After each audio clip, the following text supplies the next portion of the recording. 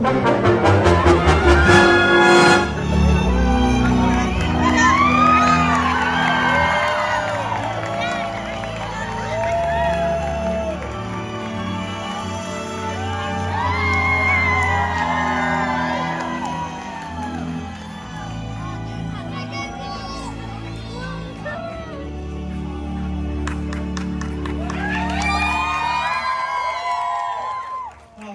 stop. No, keep going. Wow, you should have seen the people walking by. All their heads snapped right over. Good advertising. All right, is everybody ready for the last show of the day? Very good. Now I need your help with this. I have no ideas, so I need you to shout out the name of your favorite story. Go! I couldn't make out a thing. Yeah, Deadpool. Oh, creative. Okay.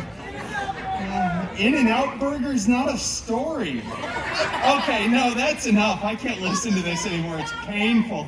All right, we are going to do what was scheduled by my managers in Disney, because that's the easiest thing on me. This story is a personal favorite of mine. It's a beloved bedtime classic, and it was mashed up with a very profitable licensing agreement. Yeah, this kid's excited about that. This story is Cinderpool. I'm glad you like it so much, because it's the only thing I'm gonna do. All right.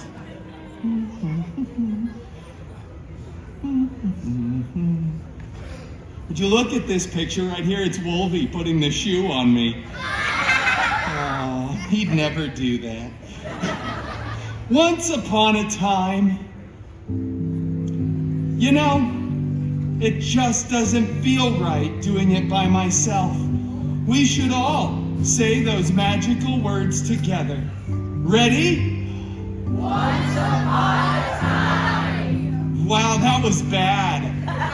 Yeah, that was just really bad. I'm gonna do it myself. Once upon a time, Cinderpool lived in a big mansion with his step professor and step mutants. The biggest of those step mutants, Colossus, was always making up silly rules around the house. He would say things like, "Stop putting your initials on other people's leftovers in the fridge." And, "For the love of Feige, stop Donald ducking around the house. Put some pants on. What is wrong with you? Have you no..." Anyway, the other main step mutant, Negasonic Teenage Warhead. Wow, big fans of Negasonic, aren't we? Yeah, no, thanks for that. Clear. Yeah, she was always texting and rolling her eyes. She was so Gen Z. Now, both of these step mutants were very jealous of Cinderpool, because Cinderpool had a much, much larger fan base than they did. Thank you. Yeah, we already cheered for the people walking by. It's fine. One day, a non-union extra went running in front of the mansion screaming. King Thanos was having the biggest battle of Phase 3. And we all know that was the last good phase. Yes, it was. Now, Cinderpool desperately wanted to go to the big battle, but Colossus said, "No. It is too dangerous, and you are not a good part of the team."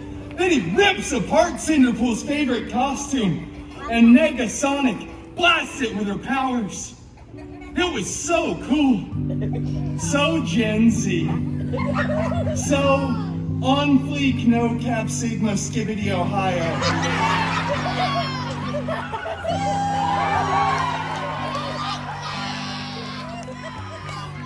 Oh, that hurt. I should not have done that. Oh, Cinderpool was devastated, vulnerable, and exposed as he stumbled out onto the mansion grounds. weeping, desperately trying to earn that Oscar.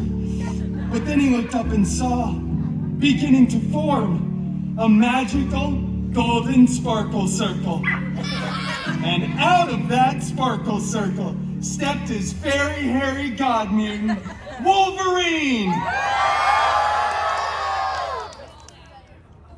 Due to casting issues, the part of Wolverine will be performed by a much more talented and better looking performer. Me! Shut up, bub. That's the best impression you're gonna get here, people. Oh, fairy god mutant Wolverine! I desperately want to go to the big battle, but my mean step mutants destroyed my costume. Stop whining. Get yourself a new costume. Something that fits nice and snug. Okay, Wolvie, whatever you say. So Cinderpool runs to the wardrobe department, gets a new, freshly laundered costume, and headed to the big battle. He missed most of it because he had to stop for some chimichangas at the local 7-Eleven. That's right, but 7-Eleven doesn't sell chimichangas anymore, so he had to go to 3 other gas stations, and let me tell you what strange things are afoot at the Circle K. When he got to the battle, though, the Avengers were winning. Captain America looked so good in those pants. Cinderpool looked around for his fairy god mutant Wolverine, but Disney hadn't purchased the rights to him yet. So as he looked around, he saw, right there on the stairs of the alien ship, a single glove. He went over and picked that glove up, gave this tiny Deadpool a high five. Tiny pool, yeah? The beautiful glove, gold encrusted with colorful jewels. There were 6 of them. I don't know if that's relevant at all. He said, I wonder who this glove fits. And put it on. Yeah, after some buzzing, whirring, and clicking, it was a perfect fit. But then all the Avengers start screaming, no, Cinderpool, take that thing off. You could hurt yourself. Thor started crying. And all together, the Avengers said, Cinderpool, do not snap. So we know what Cinderpool did. Cinderpool snapped, both physically and mentally. Does it all the time. Just keeps snapping too. People are disappearing, reappearing. There's dogs falling out of the sky. It was really expensive for the VFX department. But eventually Cinderpool stopped. Everybody was back. And Cinderpool was the hero who saved the universe. Then, all the Avengers tackle Cinderpool to the ground, rip the glove off of his hand, blah, blah, blah. Years later, when they remake the film, they AI Tony Stark's head onto my beautiful body. And it goes on to become the most profitable film in the 5D universe, the FCU.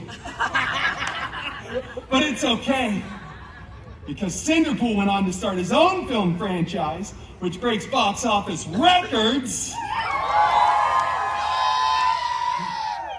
And then they had to invite Cinderpool back to the Avengers Endgame 2, Electric Boogaloo. And that, ladies and gentlemen, is the true story of how Cinderpool became the belle of the Avengers Ball.